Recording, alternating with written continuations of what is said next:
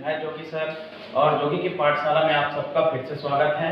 कल हमने पढ़ा था प्रोटीन के बारे में, है ना। तो प्रोटीन में कुछ पॉइंट है जिसको हमने डिस्कस कर लिया था, जैसे कि इंट्रोडक्शन हो गया, इसका क्लासिफिकेशन हो गया, ठीक है। तो अब बचता है पार्ट 2 में, प्रोटीन का पार्ट 2 में क्या पढ़ेंगे हम, थोड़ा सा इंट्रोडक्शन देख लेंगे और मेन पॉइंट इसका स्ट्रक्चर और फंक्शन, किसका, प्रोटीन का, ठीक है। तो थोड़ा सा इंट्रोडक्शन डिस्कस करते हैं यहाँ पर। तो प्रोटीन का जब हम इंट्रोडक्शन देखते हैं तो क्या होता है, protein are the most abundant organic molecules of the living system, ठीक है। तो लिविंग सिस्टम्स होते हैं, है ना, जो लिविंग सिस्टम होते हैं वहां पर क्या होता है, ये ऑर्गेनिक मॉलिक्यूल्स के रूप में क्या होता है, मोस्ट अबंडेंट के रूप में होता है, इंपॉर्टेंट होता है, ठीक है। आगे जब देखते हैं तो क्या होता है, the occur in every part of cell, part of the cell, ठीक है। तो इस सेल के जो क्या होता है, सभी पार्ट में ये प्रेजेंट होते हैं, किसके रूप में, ऑर्गेनिक मॉलिक्यूल्स के रूप में, ठीक है। अब अगला देखते हैं तो क्या होता है यहाँ पर, protein are the polymer of amino acid, है ना। ये जो प्रोटीन होता है वो क्या है, पॉलीमर है, किसका, एमिनो एसिड का। और मैं पिछले क्लास में बता दिया था, पिछले वीडियो में बताया था कि एमिनो एसिड क्या होता है, एमिनो एसिड का स्ट्रक्चर क्या होता है, ठीक है। तो ये जो प्रोटीन होता है एमिनो एसिड का पॉलीमर होता है, यानी कि इसका बहुलक होता है, ठीक है। आगे देखते हैं तो प्रोटीन आर लार्ज बायोमॉलिक्यूल्स, है ना। प्रोटीन क्या होता है, एक लार्ज बायोमॉलिक्यूल्स होता है, या तो फिर माइक्रो मॉलिक्यूल्स के रूप में होते हैं, और कंसिस्ट ऑफ द वन और more long chain of amino acid, है ना। तो ये क्या होता है, ये एमिनो एसिड के चेन के द्वारा क्या होता है, बना हुआ होता है। और वो भी कैसा एमिनो एसिड होता है, एमिनो एसिड का जो चेन जो होता है वो कैसी होती है, लंबी होती है ना। तो लॉन्ग जो चेन होती है एमिनो एसिड की, उससे क्या होता है, ये बना हुआ होता है। जैसे कि हम देखेंगे एमिनो एसिड के बारे में भी जिस बता रहे, तो एमिनो एसिड में क्या होता है, NH2 होता है, बीच में कार्बन होता है, ये तो होता है आपका एमिनो ग्रुप होता है, और दूसरे ओर क्या होता है, कार्बोक्सिल ग्रुप होता है, जिसको COOH लिखते हैं। ऊपर यहाँ में क्या हाइड्रोजन होता है और नीचे में R होता है, ठीक, समझ में आ गया। ये जो होता है एमिनो ग्रुप होता है, ठीक है, एमिनो ग्रुप होता है। और इधर क्या होता है, कार्बोक्सिल, ये कार्बोक्सिल ग्रुप होता है, ठीक है। तो यहाँ आगे ऊपर में हाइड्रोजन होता है ना।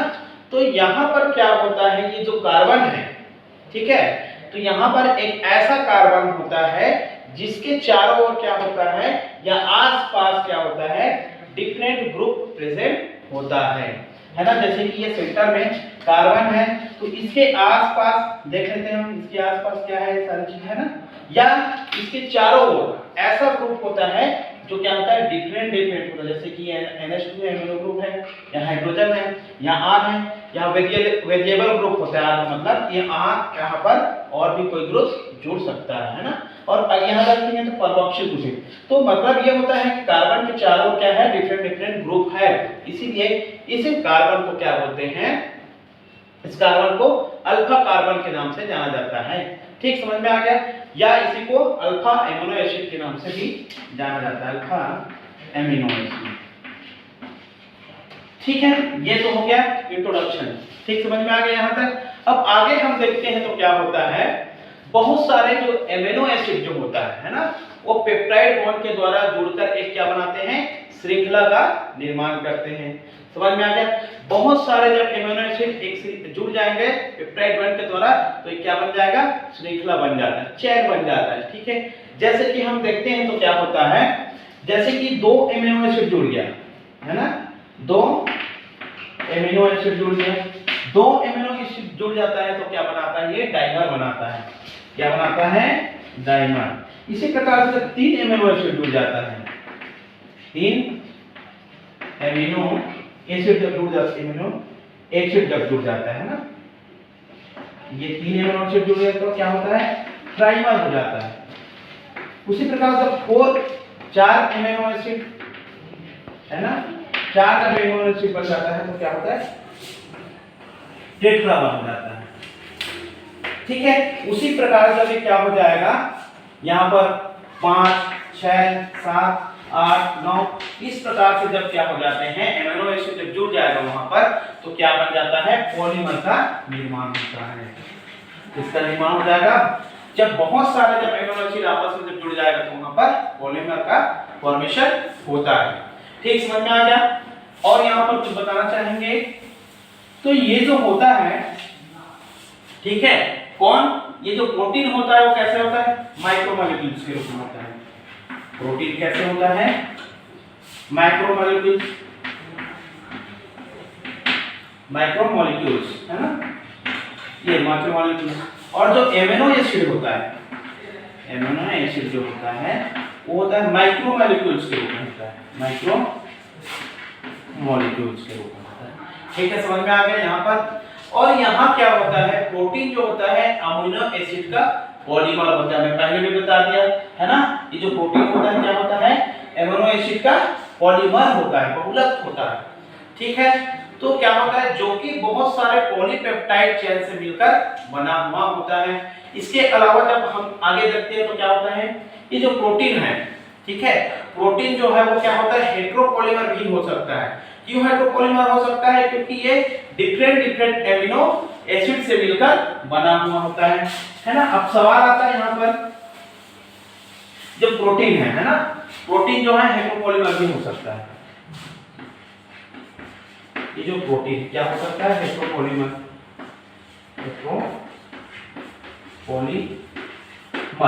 अब क्यों बात आता है किस लिए है ना कि जो प्रोटीन जो है हेटेरोपॉलीमर पॉलीमर तो होता ही है ना। पॉलीमर मतलब एमिनो एसिड के बहुत सारे जब ग्रुप जुड़ जाता है तो पॉलीमर कहलाता है।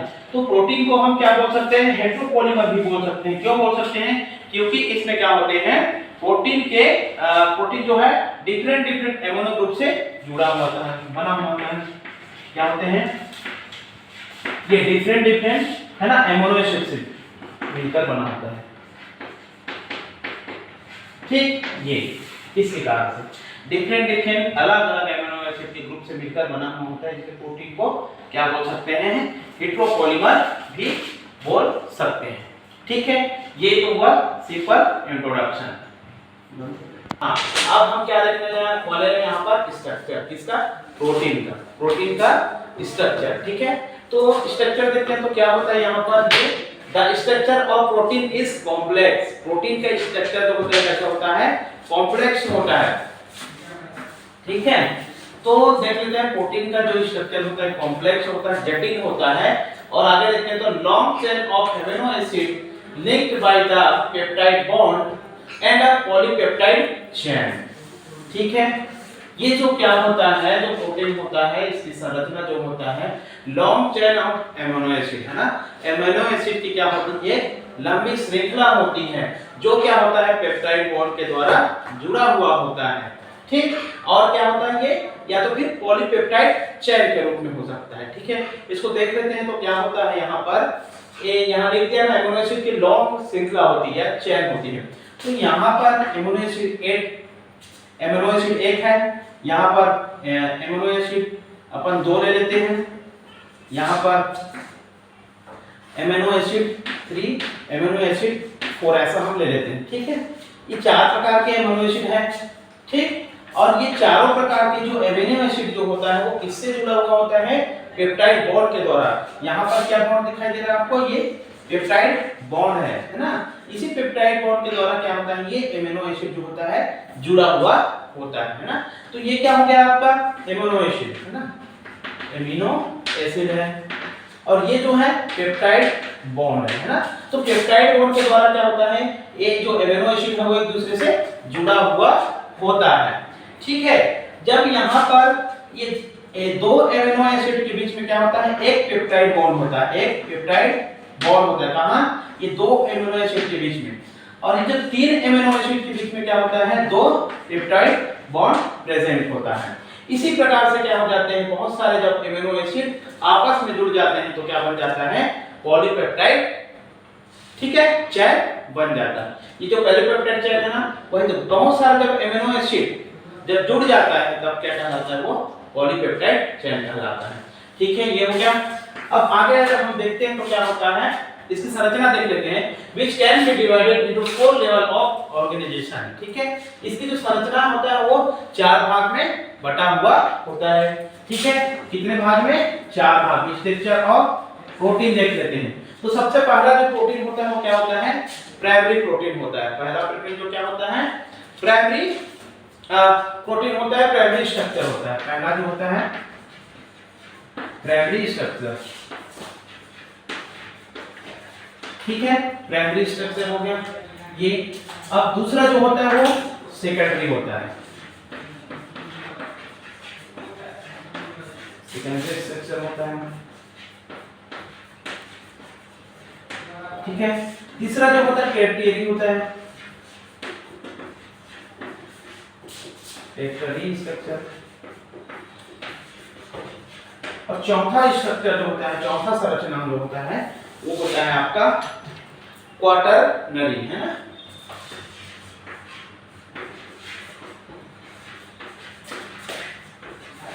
Quaternary structure. ठीक, तो हम 4 प्रकार के इसकी संरचना पढ़ेंगे प्रोटीन का, प्राइमरी, सेकेंडरी, टर्टियरी और क्वार्टरनरी, है ना। तो इसको हम एक एक करके देख लेते हैं। ठीक है, सबसे पहले हम प्राइमरी संरचना के बारे में देखेंगे। हाँ, तो अब हम सबसे पहले देख लेते हैं प्राइमरी स्ट्रक्चर को, प्राथमिक जो संरचना होता है। ठीक है, ये प्राथमिक संरचना है उसको। ठीक है, तो प्राथमिक संरचना क्या होता है? Sequence of specific amino acid, है ना। ये क्या होते हैं? एमिनो एसिड के क्या होते हैं? स्पेसिफिक सीक्वेंस होते हैं ना। क्या होते हैं? स्पेसिफिक सीक्वेंस होते हैं। किसका? Amino acid in polypeptide chain is referred to as the primary structure of protein. ठीक है, तो ये क्या होता है ना, सीक्वेंस होता है एमिनो एसिड का। ठीक है, जब क्या होता है ये एमिनो एसिड का एक सीक्वेंस होता है, जैसे कि अभी बता रहे हैं, ये जैसे कि एक एमिनो एसिड हो गया। ठीक है, ये दूसरा एमिनो एसिड, ये तीसरा एमिनो एसिड और ये चौथा एमिनो एसिड, है ना। और ये पेप्टाइड बॉन्ड है ना। तो ये क्या होता है? एक प्रकार से सीक्वेंस में होता है। ये जैसे कि पहला एमिनो एसिड, दूसरा, तीसरा, चौथा, है ना। तो इसी को बोल रहे हैं कि क्या होता है इसमें, है ना, ये सीक्वेंस में होता है। समझ में आ गया? वो भी कैसा? एमिनो एसिड के एक स्पेशल सीक्वेंस, जैसे कि लाइन से है ना, वैसे ही। ठीक है, इसी को लाइनर अरेंजमेंट भी बोल सकते हैं। क्या बोल सकते हैं? लाइनर अरेंजमेंट, है ना। लाइनर अरेंजमेंट सब स्ट्रक्चर बोल सकते हैं। देखो जैसे कि लाइन में है ना, सिंपल है ना, लाइन में जुड़ा हुआ है ना, एक सीक्वेंस में जुड़ा हुआ है, इसीलिए इसको क्या बोलते हैं? लाइनर अरेंजमेंट या लाइनर संरचना के रूप में होता है। समझ में आ गया? अब क्या होता है इसी में थोड़ा सा बता देते हैं। जैसे कोई प्रोटीन बनाना है हमको, ठीक है, कोई प्रोटीन बनाना है तो उसके लिए कौन सा एमिनो एसिड आएगा, है ना। तो जो प्रोटीन होता है किससे बनके बना होता है? किससे मिलकर बना होता है? एमिनो एसिड से, है ना भाई। तो कोई प्रोटीन बनाना है तो उस प्रोटीन को बनाने के लिए कौन सा एमिनो एसिड हमको चाहिए, है ना। ये किससे पता चलता है?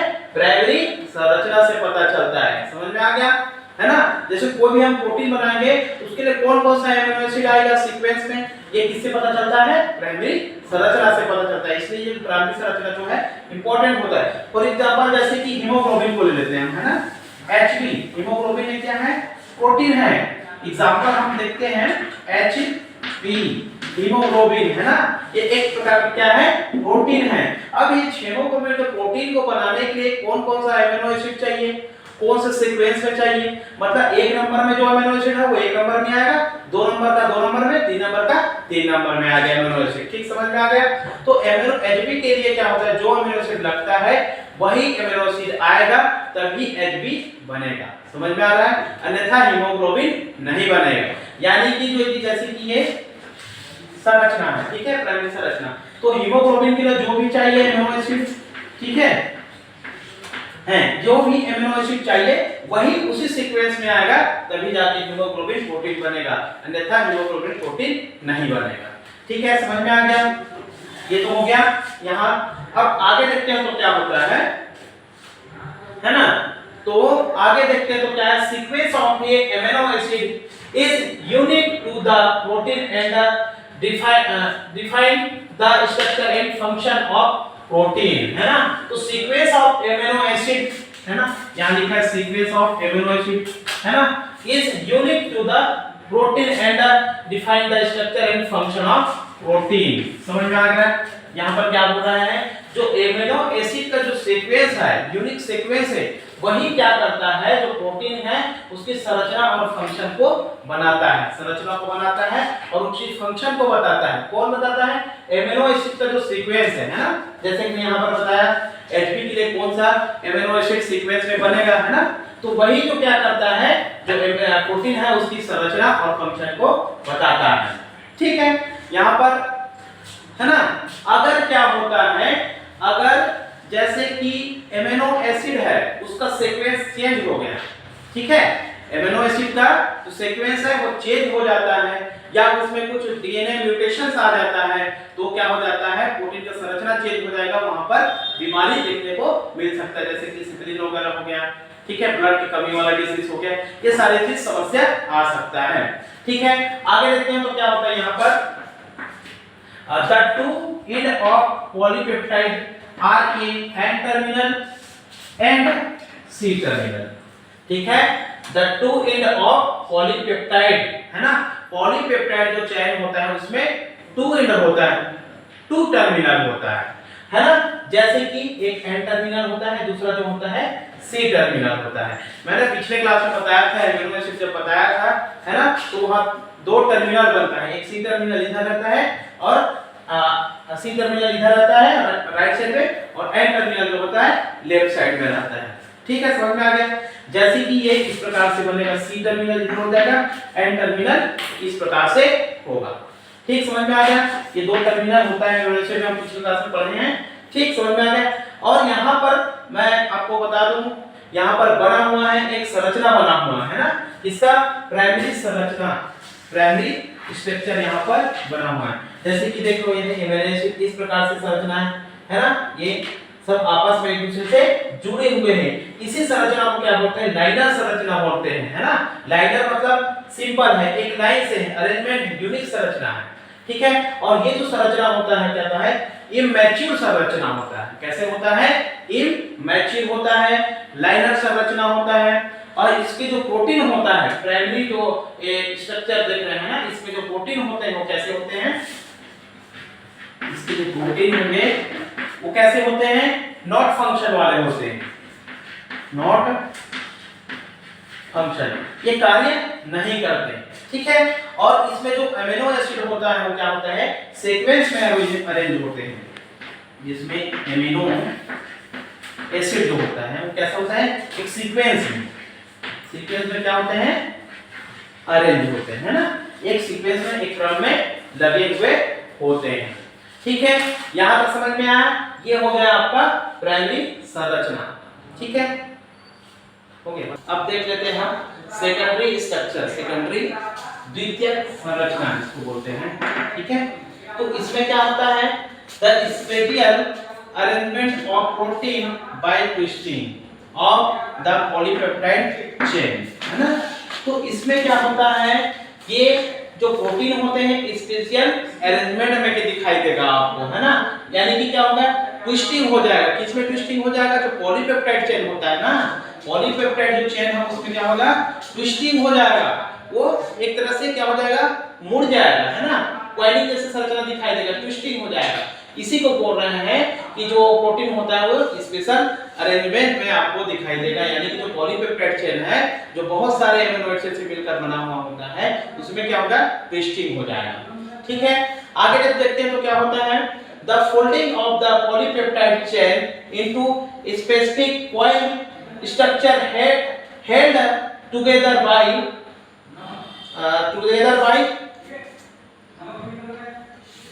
डाइसल्फाइड, ये डाइसल्फाइड है ना, disulphide bond and hydrogen bond. समझ में आ रहा है? यहाँ पर क्या हो जाएगा, जैसे मैं बताया था ट्विस्टिंग आ जाएगा, तो यहाँ पर क्या हो जाएगा, the folding of the polypeptide chain, polypeptide जो चेन है क्या हो जाएगा, फोल्डिंग हो जाएगा, मुड़ जाएगा। ठीक है, मुड़ने के बाद क्या हो जाएगा, ये एक बॉन्ड बनाएगा, वो भी कैसा बॉन्ड बनाएगा, डाइसल्फाइड बॉन्ड और हाइड्रोजन बॉन्ड। ठीक है, तो ये यहाँ पर क्या हो जाएगा, दो बॉन्ड बन जाता है। आगे जब देखते हैं तो two different types of structure. ये जो सेकेंडरी स्ट्रक्चर होता है उसमें दो स्ट्रक्चर और दिखाई देगा, वो है पहला अल्फा हेलिक्स। ये जो अल्फा हेलिक्स है वो क्या होता है, the polypeptide chain twist into right hand helix, है ना। क्या हो जाता है, पॉलीपेप्टाइड क्या हो जाता है, राइट हैंड साइड क्या हो जाता है, एक ट्विस्टिंग बना लेता है। जैसे कि ये संरचना आपको यहाँ पर दिखाई दे रहा है, ये कॉइल जैसी संरचना दिखाई दे रहा है आपको, ये घूम गया ना यहाँ से, वो भी कैसा घुमा है, इस साइड है ना, किस साइड, राइट हैंड साइड, ठीक है। राइट हैंड साइड क्या बना लेता है, हेलिक्स बना लेता है। फॉर एग्जांपल अगर देखते हैं, इसका एग्जांपल की बात करते हैं तो क्या होता है, केराटिन प्रोटीन इन स्किन। जो हमारे स्किन में क्या होता है, केराटिन प्रोटीन होता है, उसमें ऐसी संरचना पाया जाता है। दूसरा जो है बीट प्लेटेड शीट, है ना, एक संरचना दिखाई दे रहा है आपको, जो नाम है उसका बीट प्लेटेड शीट है ना। इसमें क्या होता है, beta strand is a stretch of polypeptide chain. क्या होता है, इसमें स्ट्रेच आने लगता है, स्ट्रेच होता है इसके वजह से, है ना, तनाव होता है, तनाव आता है, जैसे कि स्किन प्रोटीन, है ना, सॉरी सिल्क प्रोटीन। एग्जांपल देख लेते हैं, सिल्क प्रोटीन, है ना, सिल्क प्रोटीन फाइब्रोनेजिन, है ना, यानी कि ये क्या होता है, ये प्योर सिल्क का होता है। बीटा प्लेटेड शीट में क्या हो जाता है, beta strand is a stretch of polypeptide chain, है ना, तो स्ट्रेच हो जाता है यहाँ पर। एग्जांपल देखते हैं तो क्या, सिल्क प्रोटीन, सिल्क प्रोटीन क्या होता है, इस प्रकार का संरचना आपको दिखाई देगा। ये हो गया आपका सेकेंडरी स्ट्रक्चर। सेकेंडरी स्ट्रक्चर के बाद हम देखते हैं अभी टर्शियरी स्ट्रक्चर, है ना। तो इसमें क्या होता है, this structure arise from further folding of the secondary structure on the protein, है ना। तो यहाँ पर क्या होता है, जो सेकेंडरी स्ट्रक्चर में जो स्ट्रक्चर था, है ना, सेकेंडरी स्ट्रक्चर था, वहां पर क्या होता है, फिर से ये फोल्डिंग होना चालू हो जाता है, ठीक है। सेकेंडरी स्ट्रक्चर है या सेकेंडरी संरचना हम पढ़े थे, वो जो जैसा भी फोल्डिंग हुआ था उसमें, है ना, ट्विस्टिंग हुआ था, उसमें फिर से एक संरचना या एक फोल्डिंग और होने लगेगा, उसी को बोलते हैं टर्शियरी संरचना। और आगे देखते हैं तो in this step form protein molecules and functional या फंक्शनैलिटी, है ना। तो इसमें क्या हो जाता है, इस प्रोटीन में क्या हो जाता है, जो प्रोटीन का मॉलिक्यूल है उसमें क्या हो जाता है, फंक्शन दिखाई देता है ना। ये प्रोटीन कार्य करने लगते हैं। जैसे कि एग्जांपल की बात करते हैं तो एंजाइम प्रोटीन, मायोग्लोबिन प्रोटीन, है ना, इसका क्या हो जाता है, एग्जांपल हो जाता है ना। देखते तो in this step format protein molecules and function, है ना। तो यहाँ पर क्या हो जाता है, टोटली प्रोटीन का मॉलिक्यूल्स बन जाता है और ये काम करने लगते हैं। फॉर एग्जांपल एंजाइम और मायोग्लोबिन, ठीक है। आगे देखते हैं तो क्या होता है, it give rise to major molecules, है ना, it's give rise to major molecule shape called globular and fibrous, है ना। तो यहाँ पर क्या हो जाता है, दो संरचना और दिखाई देगा, it's give rise to major molecules, है ना। ये क्या हो जाता है, यहाँ पर मेजर मॉलिक्यूल्स दिखाई देगा, जिसको क्या बोलते हैं, जिसकी संरचना को, है ना, ग्लोब्यूलस और फाइब्रस प्रोटीन के रूप में जानते हैं, है ना। अगर एग्जांपल भी देखते हैं तो एग्जांपल क्या हो जाएगा आपका, एग्जांपल है जैसे कि अभी बता दें, एग्जांपल एंजाइम मायोग्लोबिन, है ना, ठीक है, समझ में आ गया। तो कैसे दिखाई देता है संरचना, ग्लोब्यूलर और फाइब्रस प्रोटीन की तरह दिखाई देता है। अगर इसको मैं बता दूं संरचना है तो वो कैसे दिखाई देगा, ठीक इस प्रकार से, है ना, ये इस प्रकार से, है ना, ये ऐसे आपको संरचना दिखाई देगा, है ना। ये जो संरचना है वो है आपका इस प्रकार से और हो जाएगा। ये जो संरचना दिखाई दे रहा है वो है आपका टर्शियरी संरचना है ना। टर्शियरी, ये जो फिगर है टर्शियरी स्ट्रक्चर का संरचना है। तो इसमें क्या होता है ना, वन कंप्लीट प्रोटीन चेन यहाँ पर बन जाता है। टोटली क्या हो जाता है, एक वन कंप्लीट चेन यहाँ पर बन जाता है ना, वन कंप्लीट चेन यहाँ पर बन जाता है। कहाँ, टर्शियरी जो संरचना है वहां पर। ये जो चेन है वो दिखाई दे रहा है, वो हीमोग्लोबिन का चेन है ना। हीमोग्लोबिन जो प्रोटीन है ना, उसका एक चेन है जो क्या होता है, कंप्लीट एक चेन यहाँ पर बन जाता है। ये है आपका टर्शियरी संरचना। हाँ, अब हम देख सकते हैं चौथा नंबर का संरचना जो है क्वाटरनरी संरचना, है ना। क्वाटरनरी संरचना, इसको जब देखते हैं तो क्या होता है, ये मोर देन पॉलीपेप्टाइड चेन्स के एड से बनता है ना। दो से अधिक पॉलीपेप्टाइड चेन जब आपस में जब मिल जाते हैं तो क्वाटरनरी संरचना का निर्माण होता है। ठीक है, देखते हैं आगे, arrangement of various territory structure, है ना। Arrangement of various territory structure. इससे पहले हम टेरिटरी स्ट्रक्चर पढ़े हैं, तो टेस्ट अलग अलग प्रकार की जो टेरिटरी संरचना जब अरेंजमेंट होते हैं तो क्या होता है, give rise to the quaternary structure, है ना। जब बहुत सारे जब टेरिटरी संरचना आपस में जब जुड़ जाते हैं तो क्वाटरनरी संरचना का निर्माण होता है। आगे देखते हैं, some of the protein are composed of 2 और more polypeptide chain called sub unit, है ना। तो क्या होते हैं, some of the protein are composed of 2 और मोर पॉलीपेप्टाइड चेन, तो या 2 से अधिक पॉलीपेप्टाइड चेन से जब बनता है प्रोटीन तो क्या होता है, उसको क्या बोलते हैं, उसको तो सब यूनिट के नाम से जाना जाता है ना, है ना। क्या हो रहा है यहाँ पर, जो प्रोटीन है, सब प्रोटीन है, कुछ ऐसे प्रोटीन है जो 2 या 2 से अधिक, है ना, पॉलीपेप्टाइड चेन के जुड़ने से जब बनता है तो उसको क्या बोलते हैं, तो सब यूनिट के नाम से जाना जाता है। जैसे कि 2 सब यूनिट यहाँ पर जब मिलता है ना, 2 सब यूनिट जब मिलेगा तो इसको क्या बोलते हैं, डाइमर बोलते हैं। 3 सब यूनिट जब आपस में जब मिल जाएगा तो उसको क्या बोलते हैं, ट्राइमर बोलेंगे। उसी प्रकार 4 सब यूनिट जब आपस में जब मिल जाते हैं तो उसको टेट्रामर बोलते हैं। उसी प्रकार से अगर बहुत सारे जब सब यूनिट होते हैं, जैसे कि 5, 6, 7 और 8 सब यूनिट आपस में जब मिलते हैं तो उसको क्या बोलते हैं, पॉलीमर के नाम से जाना जाता है। ठीक है, पॉलीमर के नाम से जाना जाता है। एग्जांपल में हीमोग्लोबिन, जो हीमोग्लोबिन जान रहे हैं, हीमोग्लोबिन एक प्रोटीन है, किसका एग्जांपल है, क्वाटरनरी स्ट्रक्चर का, जिससे बहुत सारे सब यूनिट्स आपस में जुड़े हुए होते हैं। ठीक, समझ में आ गया। और आगे देखते हैं तो क्या होता है, 2 सब यूनिट ऑफ अल्फा एंड सब unit of beta together and from human haemoglobin. जैसे कि ह्यूमन हीमोग्लोबिन की बात कर रहे हैं, इसी की बात कर रहे हैं, तो इसमें क्या होता है, ये 4 सब यूनिट से मिलकर बना हुआ होता है। कितना यूनिट से, 4 सब यूनिट से।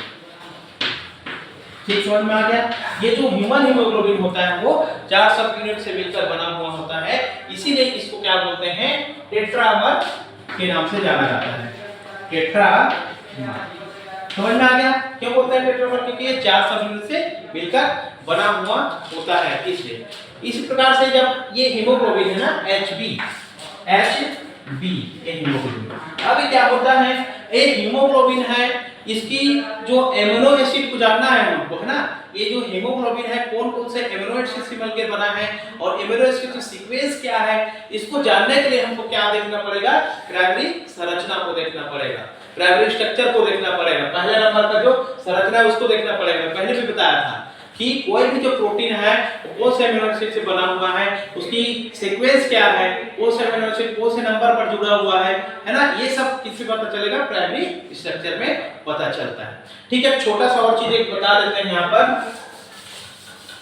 ये है ना, चारों जो संरचना है उसके बारे में थोड़ा सा बता देते हैं, चारों संरचना के बारे में, है ना।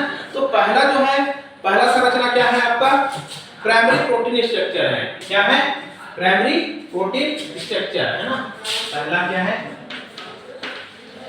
Primary protein structure. ठीक है, इसमें जो क्या होता है, जो प्रोटीन की संरचना होता है, कैसे होता है, sequence of A chain of amino acid, है ना। इसमें प्रोटीन का संरचना क्या होता है, एमिनो एसिड जो होता है एक सीक्वेंस में होता है। ठीक है, समझ में आया। जैसे कि यहाँ पर होता है A1 A2 A3 A4, है ना। तो ये क्या होता है, सीक्वेंस में होता है। ठीक है ना। दूसरा जो होता है, इसी प्रकार से हम सेकेंडरी को देख लेते हैं, सेकेंडरी प्रोटीन संरचना को देख लेते हैं ना, सेकेंडरी प्रोटीन स्ट्रक्चर को देख लेते हैं। तो यहाँ पर क्या होता है, लोकल यहाँ पर जो सेकेंडरी प्रोटीन स्ट्रक्चर में क्या होगा, local folding of the polypeptide chain into helix और शीट, है ना। किसे, हेलिक्स और शीट में बढ़ जाता है। कौन सा हेलिक्स था वो, अल्फा हेलिक्स, अल्फा वाली और शीट में, है ना। अल्फा हेलिक्स जो मैंने बताया था, ये क्या है, अल्फा हेलिक्स, है ना।